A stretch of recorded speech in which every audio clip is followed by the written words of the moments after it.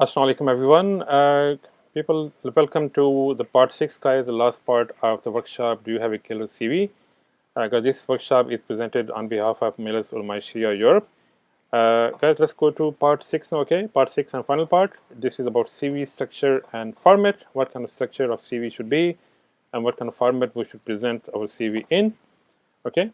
Because CV structure and format, basically keeping a CV concise and to the point is a difficult task, guys. It's just that, to have everything in logical order, information flow in logical order, guys, it's not easy, but guys, of course, it can be achieved, okay, by being, by keeping a comprehensive structure, okay, and format. I'm sure this can achieve it, guys. There are many layouts, guys, of CVs, okay, from country to country, from region to region, guys. But I'll tell you the ones which are most, in common are probably these styles here. Number one, reverse chronicle order, skill based and creative, guys. Most of the time in UK, guys, this is the first one used, reverse chronicle order. That basically means the very first job, the very first education, guys, that goes at the bottom, and guys, the very last job or current job, guys, goes on top. Or very guys, current education or latest education, guys, that goes on top. Okay, guys, this is how we have reverse chronicle order. And people can also have a CV. When you have done, guys, too many jobs, for example, you can prepare a skill-based CV. That means it's you're highlighting and focusing on your skills instead of jobs you've done. Okay, what kind of skills you have. Or guys, you can also create a creative CV.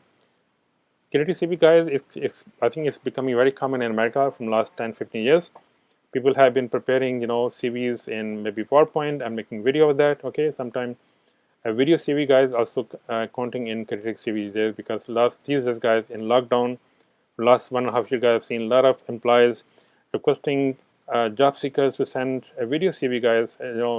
Give a little introduction. Go just say a few things about yourself, guys. This can be very, very hard if you've not done it before, guys. But with practice, I'm sure you can achieve that, guys. You can create, all version of CVs, guys. You can have a reverse chronicle order CV. You can have a skill-based CV. You can have a creative CV, guys. Anyone, if employer asks for any version of the CVs, by all means submit to them. Okay, it's already ready, and then of course prepare and send to them. So guys, what are typical CV headings? Okay, first of all, it starts with contact details. You need to write your contact details. Personal profile is the next one. The career objective, what you like to achieve in the career, what kind of company you like to work for, what kind of roles you like to achieve, what kind of roles you like to work in. Okay, then guys is education and qualifications. Okay, guys, some CVs might write education qualification at the bottom of the CV inside of before the career history. Okay, professional and experience, guys. Okay, this is your CV. Actually main CV, main part of CV, where you write exactly that when you started the role, which company you work for, what was your responsibility, what was your title, what kind of thing you did there. Okay, because this is professional experience. And additional skills are anything else which more than which you mentioned in your job responsibilities. Okay, that can go there in additional skills. And guys, any hobbies and interests that what you do in free time, that can also, guys, have an impact if it's relevant. And then finally, guys, we talk about references. Okay, so people in contact details, of course, we need to write your name. In name, guys, full name, okay, with big bold and bold fonts. As address, okay, city and county, guys, the postcode, guys. This was old requirement, guys. People these days, okay, you should write your address. Let's say, guys, these days you should write your full name and write your postcode as well, or maybe name a city, guys. That's really enough. Okay, you don't need to write your full address these days. Of course, it's in the past, people wrote their full address, including postcode, guys, but then there were lots of danger of getting some identity fraud, because some people might be looking for your CV just to get your address. So people these days, you can just write your full name and name of the town, okay, where you live in. You don't need full detail, because people, you hardly post CVs by post these days, okay. It's really CVs sent by email, okay, and if they want to see your ID return, you can show to them. You don't need to write, guys, these days your full address or postcode. Just the city you live in, that's really enough. Or maybe you can write postcode, because a postcode will not only present only your home, guys. It might have lots of door numbers, so that means also giving your full address anyway. Okay, so guys, phone number, of course, this is, guys, phone number. I think landlines are going out of fashion, but okay, mobile phone numbers are there. Okay, and email addresses. Email address is very important, guys. If the employer wants to contact you by phone or email, it should be there, guys. It should be correct. It should not be any spelling mistake, guys. It should be legible. People can read your phone number and email address correctly. So when they try to contact you, when you're looking for a job, they end up in the right address. Okay. In guys, personal profile, Guys, highly recommended personal profile. You need to guys write this really well, okay? And it's just like a tagline, okay? You need to attract people to your personal profile, and this can basically tell, in few words, okay, exactly who you are. It should be punchy. For example, guys, well, if I was looking for a job as financial controller, I would probably write, a good financial controller with 15 years experience of management accounts and financial services, in financial services, or maybe guys, you can say of any other industry you worked in. Okay, guys, this kind of little, sort of tagline, which will highlight your profile, okay, and that this will catch the attention straight away. What kind of person we're looking at, what kind of person we have CV of, okay.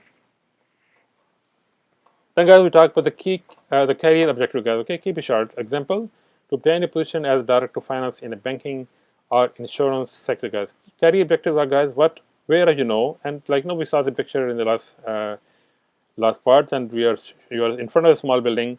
You like to go into a big building. Your head, no, you want to get there, guys. The career objective is like that. You need to tell them exactly where you see yourself in the next few years, up to 5 to 10 years time. Okay, this is your career objective. What kind of job you like to land into? What kind of company you like to land into, guys?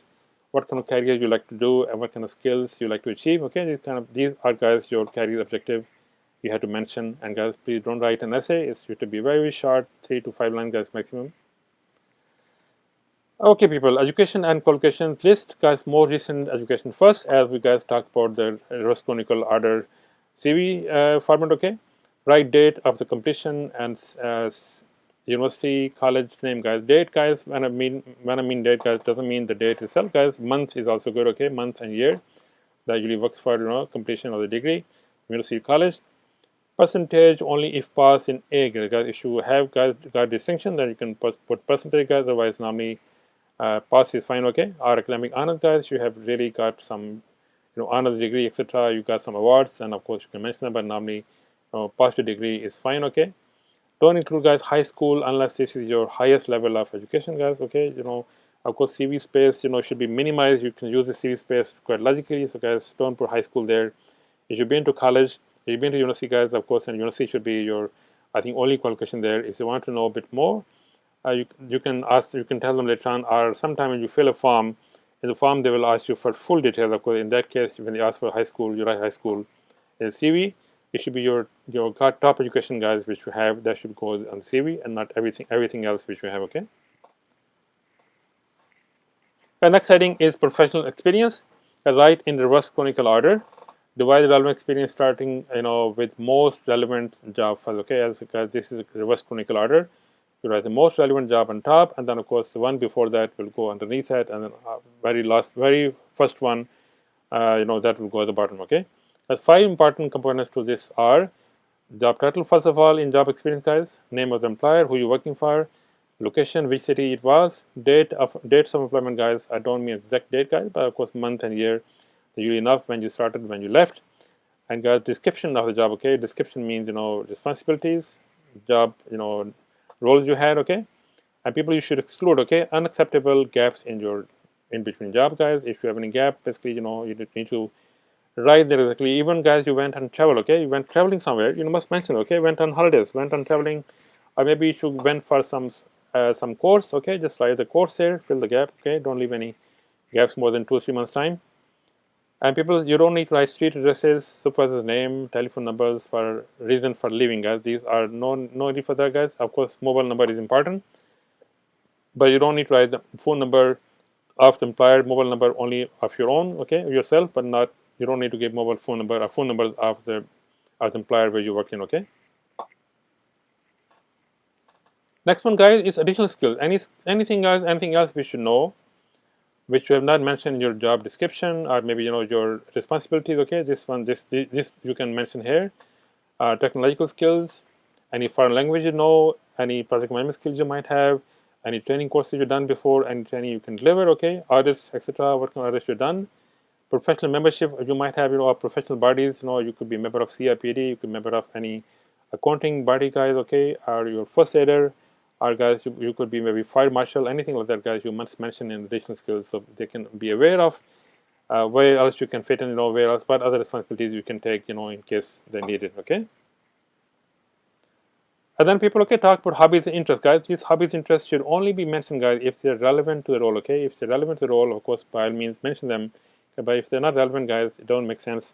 There's no need to mention them, guys, unless they really specifically ask you in an interview. Okay, then you can tell them what you do to keep fit, or maybe you're a social person, or maybe like that. Okay, but you don't need to mention any hobbies or interests if they're not relevant to the job you're applying for.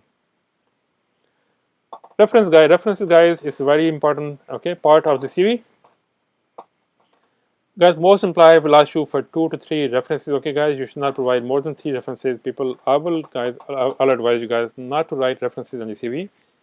When guys heading come for references, just like the references will be provided upon request. Okay, the reason, guys, why you need to not provide references on the CV, because if you write references, guys, names of employers and contact name of the contact persons there, guys, your next, let's say your CV goes to an recruitment agency, guys, they will not worry about getting a job for you, guys. They have leads available now. They're going to call your previous employer straight away, or current employer straight away. They'll ask them, okay, are they looking for any employees, any staff? So, guys, they will build up the leads from your on your cost. Okay, they may not be interested in finding a job for you, because actually I have always said to the agencies, for example, recruitment agencies, I'll provide references to you as long as you provide me an interview. You get me an interview, I'll get your references, no problem at all. And you can call them. You can call them. Of course, job offer will be subject to references. Go find me a job, get me a job offer. I'll provide references, and reference will be all satisfactory, guys. So don't provide references in advance. Of course, you write there. References will be available upon request. Okay, and then don't provide to them before you get a job interview. Okay. And guys, okay, any questions you might have, any other training requirements you might have, guys, please feel free to contact majlis.org.uk, or any question you might have of this workshop, people, you can contact me through Twitter, through Facebook, guys, or LinkedIn. Any questions you might have, guys, please feel free to send me the questions. And people, if you'd like to share this workshop to anyone guys, who can benefit from it, either in Europe or guys out of Europe, by all means, guys, be my guest and do that, okay? And okay, guys, thank you for watching. Thank you for listening. Hope, guys, you have enjoyed this workshop, and hopefully it might be able to benefit you in some way, okay? All right, take good care, guys. Thank you very much. Allah Hafiz.